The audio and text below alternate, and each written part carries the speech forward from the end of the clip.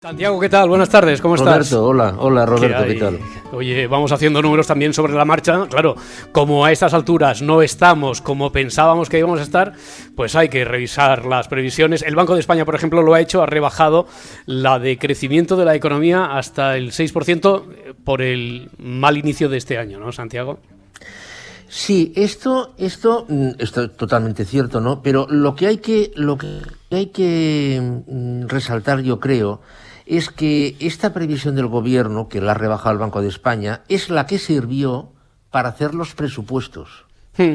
Lo cual quiere decir que si España, en vez de crecer al 9,8, que es como lo que el gobierno dijo que iba a crecer, crece al 6 este año, van a faltar casi 40.000 millones de euros. Entonces, claro, digo yo que los presupuestos habrá que retocarlos, ¿no? Claro. Unos presupuestos que ya están aprobados. De esto no se ha dicho nada, pero claro, esto implica que o bien habrá que subir impuestos o habrá que bajar gasto público o las dos cosas. Y esto además, para acabar de adobarlo bien, en el marco que supone las condiciones, los condicionantes que nos va a poner Bruselas a España y a todos los países, ¿no? Para recibir los famosos fondos Next Generation, los famosos 140.000 millones. Porque hay un panorama. No hay ninguna posibilidad de corrección al alza, que todos alcancemos la inmunidad en verano y que esto pegue un repunte en forma de V, como ayer volvía a decir la ministra portavoz. Yo cada vez es curioso porque yo vuelvo a sacar Ryanair de vez en cuando, porque Ryanair lo dijo a mediados del año 2020, que la normalidad no se iba a alcanzar hasta el año 2023. Cada vez hay más voces que dicen que la situación previrus, es decir, el cierre del 2019, que tampoco era platear cohetes, hasta el 2023 no se va a alcanzar. Ahora ya, en un principio se dijo que el primer semestre del 2021 todo se iba a normalizar, porque además la tasa de vacunación iba a ser la planificada, etcétera, etcétera. Ahora ya el Banco de España ha dicho que en el escenario central, ha dicho que se va a posponer al segundo semestre del 2021, lo cual puede ser bueno de cara al primer semestre del 2022, pero es como si fuésemos incorporando, como si se fuesen incorporando retrasos. Oye, pero ¿cómo puede hacer unas previsiones más reales Ryanair que, con todos los respetos, que el FMI, que el Banco de España, que el Banco Central Europeo, que la Reserva Federal? O sea, nos tenemos que fiar más de una previsión hecha por Ryanair que de, los estudios del BBVA, Santiago.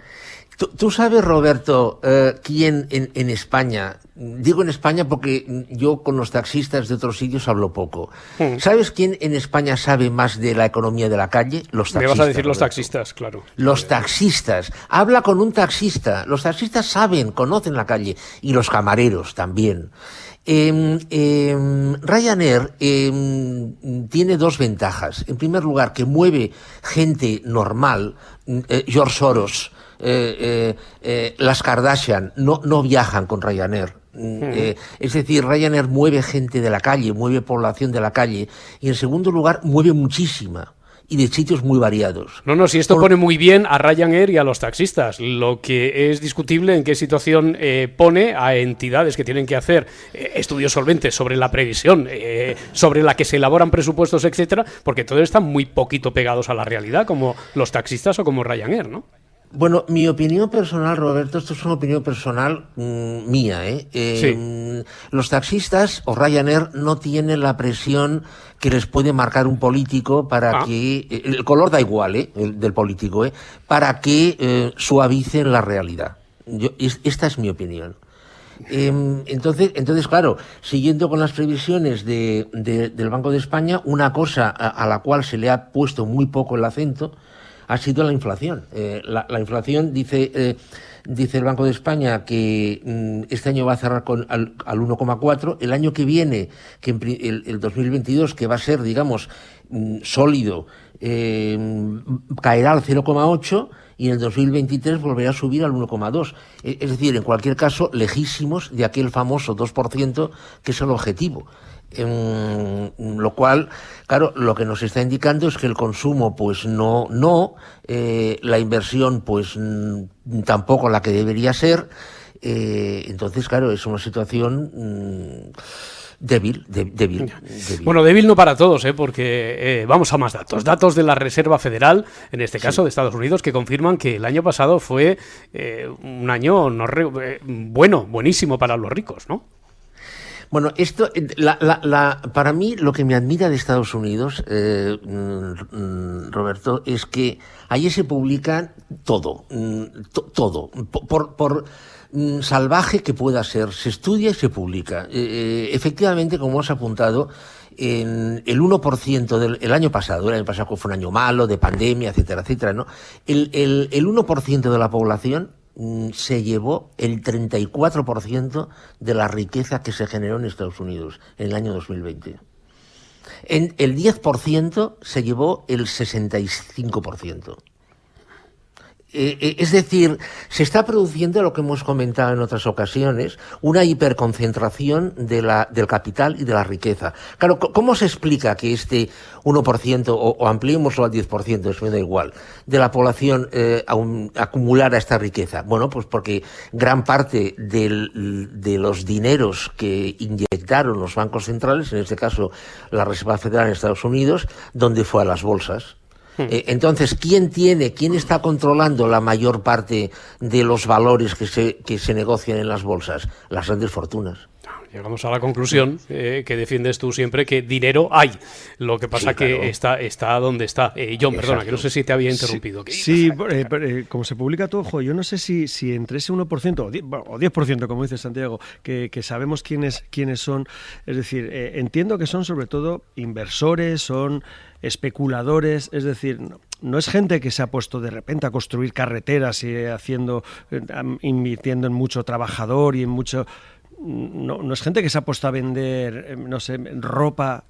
Todo estamos hablando de que hay una concentración de capital, pero este capital, o sea, no lo vemos, no es tangible para nosotros. Ese capital está en los bancos, está en las bolsas, se mueve, se especula, se trafica con él, ¿no? Pero es una concentración de riqueza que no genera riqueza para el resto.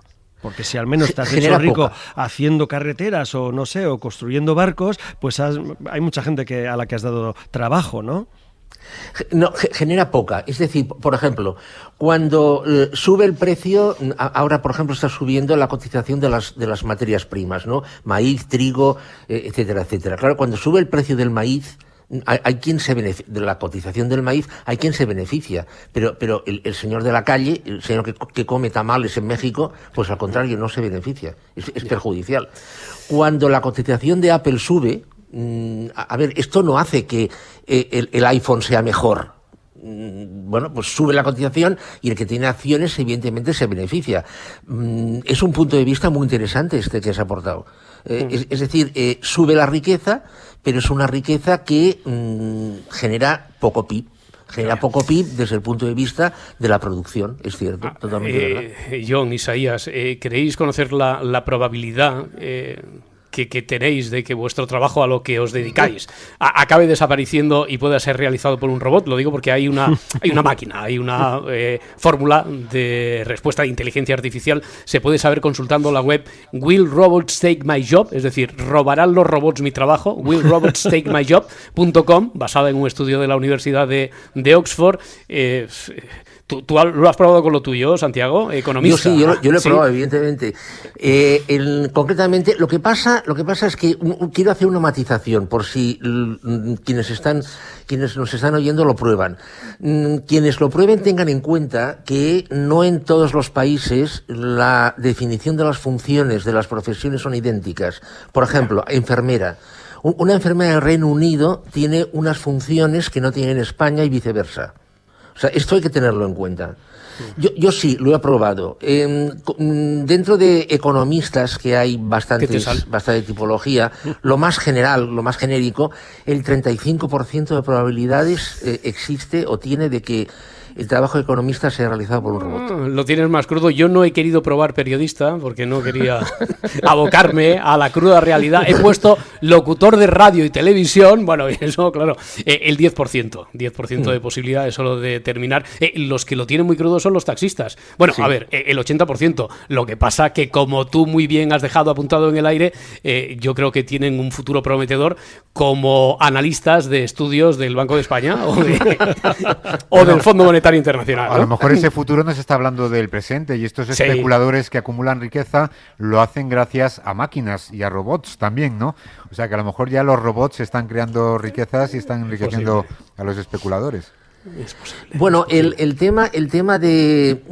claro, esto es una cosa que está cambiando constantemente, porque cada vez las máquinas se perfeccionan más, pero hay una cosa que es un hecho, es decir, si se prueban varias profesiones, se ve que en las profesiones donde la probabilidad de sustitución es más baja, son aquellas profesiones que requieren un gran concurso del trabajo humano. O sea, yo por ejemplo,